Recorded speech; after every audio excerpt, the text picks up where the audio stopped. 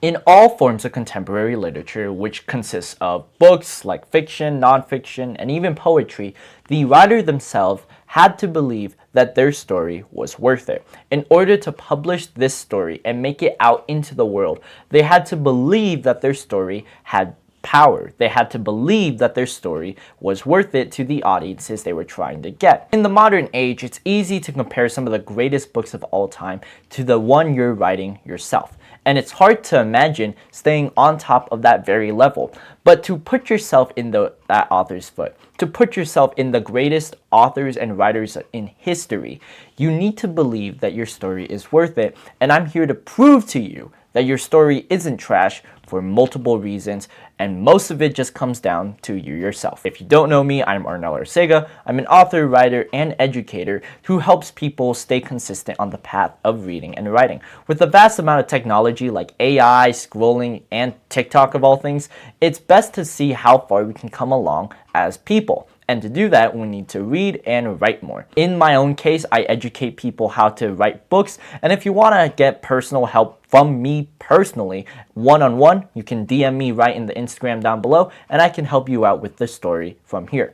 For now, in this case of your own story and at an objective lens, I'm here to prove to you that your story isn't trash and it's well worth sharing to the whole world, no matter who takes it in. In my own case, I've always wanted to tell a story just simply because the idea is fun. Even though people say explore your own life and make your life better, it's a great foundation that can allow you to tell better stories in situations that you physically cannot. It's good to look at the world and showcase how a lot of our lives are different, but we can also use our own experiences to tell something well worth it in the case of sharing a message out and a contribution. People say you find purpose in writing, but I completely disagree.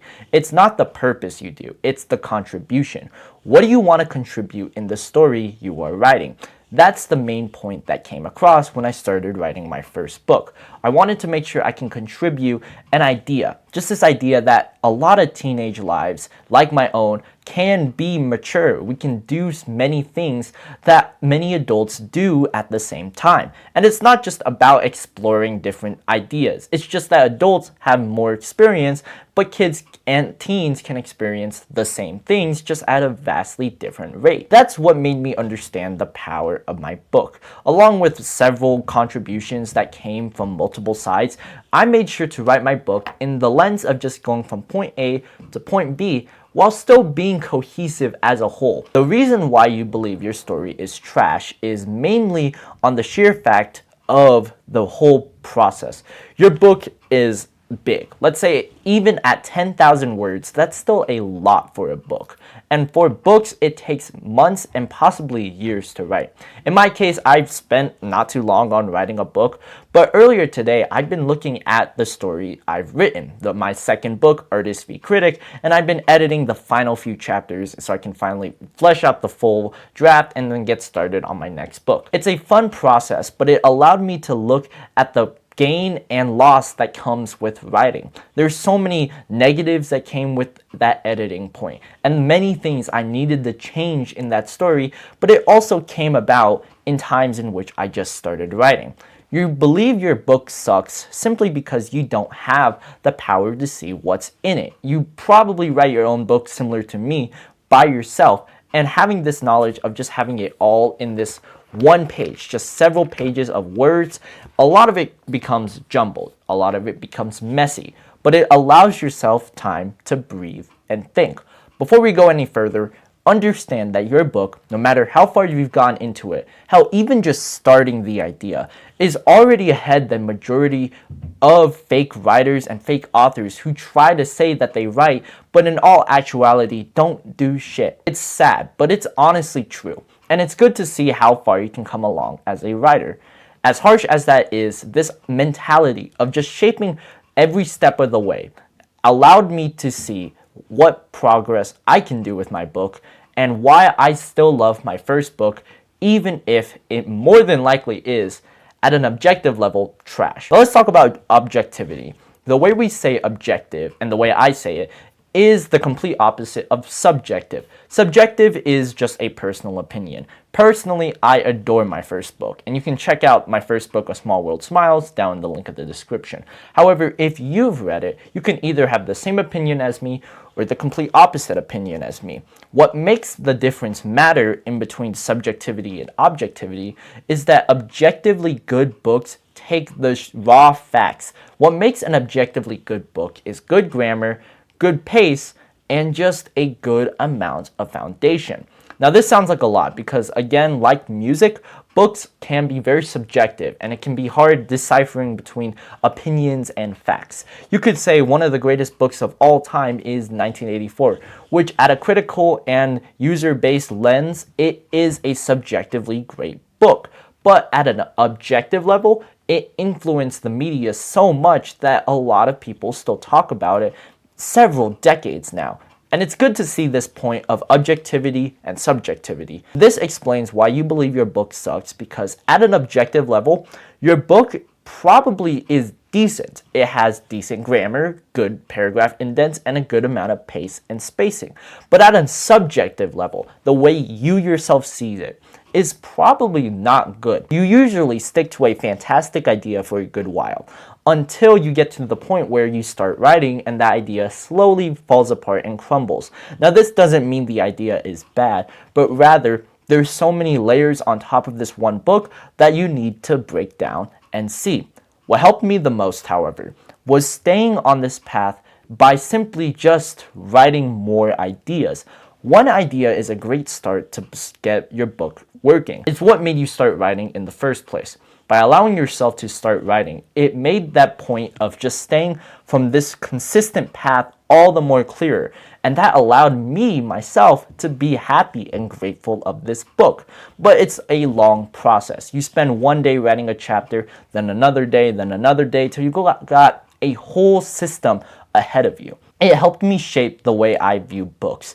And comparing it to the greatest of all time, understand that your book, no matter how far you're into it, if you have not published your book, then it's not going to be on the same wavelength as all these other books here. They are finished. They can't change it. However, you have the power to completely change your book no matter what you can do. You can kill off characters if you want or keep them alive. You can change plot points or make something stupid. Whatever the case is, going back to the objective and subjective lens we were talking about, objectively, it's a good choice so long as you can stick to the grammar and words. Subjectively, it can ruin or make your book.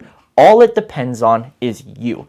The mindset you have will allow you to see your book in a lot more different lights, different colors, and different specs. Seeing that point, however, how do we make sure your book can stay well and not be trash in your own view?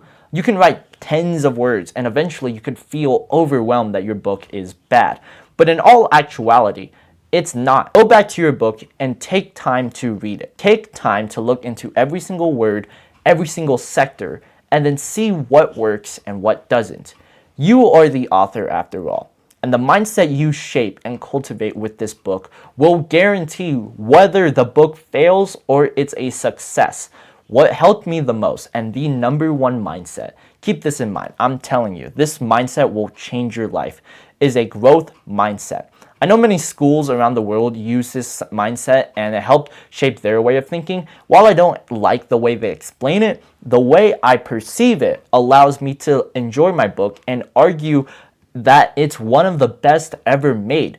And even in that case, people that have read my first book, like my family, my friends, and even the people I dedicated it to, genuinely love the process, all because of how I viewed it. I had a growth mindset in which I started at one point, but I didn't keep going zigzag like many authors do. I just kept growing. You have a point dip here, like we said, in points where you just get stuck or just have too much to write about, but I just kept going. I kept increasing the ideas, and I did this by shaping my own life and making sure that I stay consistent on this path. Once you've reread your book, no matter how far you've gotten into it, you can see both the positives that come with it and the negatives. There are so many points when I'm writing that I'm like, damn, this is fantastic. But in other points, I don't see the progress and it's hard to believe that it's a good book in the first place. Again, many people will have different opinions of the book you are writing, but the only opinion that matters deep down is yours. If you can cultivate your own opinion and stay truly passionate on this path, this will not only guarantee the success of your book, but it will make you the money that comes with it. It will guarantee success, it will guarantee all the interviews and the happiness that comes with it, and it's all the sugar on top. All you need to do is just fix the damn mindset. Fix the way you view your book. It's not trash once you see this video. At an objective level, if your book has good grammar and good writing, then it's fine. And even if it has bad grammar, you can fix it because of the devices you use. You use docs, or you use a Word document or any kind of document. They autocorrect, they autofill, and they tell you what you need to fix when writing. That is the objective lens. In a critical, subjective lens, your story is only as good as you believe it. If you can look back and continue being proud of that book, then that's when you know when you should publish it. In the case of that you're still writing, then obviously don't. Don't publish your story when it's not the time to do so. This will allow you to see if your story is or isn't trash. It's a difference. Trash is the bad kind. It's something that you thoroughly don't enjoy. The good kind of books are the ones that have the biggest longevity. Think about George Orwell when he thought about 1984, or Mark Zuzak when he wrote The Book Thief. Think about those cases in which authors spent time to write their book, the tens of thousands of Stephen King books, and just in particular, all the kinds of stories hundreds of thousands of authors written. If you consider that they've spent their time to believe their book was worth it, then you can get on that same level. And in a way, kind of look down on those books. Say you can do better. You can do infinitely better than what they strive, and you can craft the most beautiful, perfect kind of story that will leave audiences feeling so many different emotions. It's not about feeling good about the book. It's about making sure the book is narrow and consistent. That's what makes you feel good about the book. You can make your characters feel happy all the time, but there comes a point where you need to make it interesting and make it fulfilling and, in particular, well worth it. That's what I want to leave you off with. Well worth it. Make the book well worth it, and you'll continually have this growth mindset for the rest of your life. I guarantee your book isn't trash. It's just the way you view it. If you enjoyed this video, I hope you can check out my other ones down below. If you want to see exactly what I've done to believe this first book was fantastic, you can check it out in the top link of the description. You can tell me if it's good or bad. I don't care. I love the book. If you want to stay on this path well and consistent, you can check out my socials down below. DM me right so I can help you personally. And until next time, keep on reading, keep on writing. Take care.